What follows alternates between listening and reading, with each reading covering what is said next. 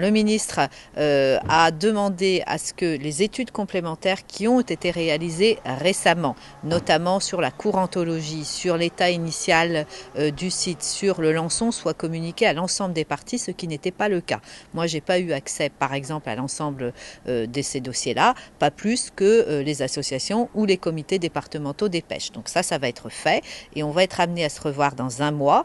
Et ce qui a été important également de souligner dans cette réunion, c'est que les professionnels de la pêche ont attiré l'attention sur la sensibilité également de leur activité, puisque pour cette zone-là, le comité départemental des pêches des Côtes-d'Armor a redit qu'il y avait environ 35 bateaux qui pouvaient pêcher sur ce secteur-là. Donc il faut impérativement, et c'est ce que je dis depuis le départ, qu'il faut, à côté des impacts écologiques, regarder aussi l'impact économique et social sur les autres activités qui ont lieu sur ce site. On est quand même très proche des côtes. On est à 5 km à peu près des côtes. On est sur une zone à cheval entre les Côtes-d'Armor et le Finistère, entre deux zones Natura 2000 et la proximité d'une réserve naturelle. Donc il y a une sensibilité écologique particulière.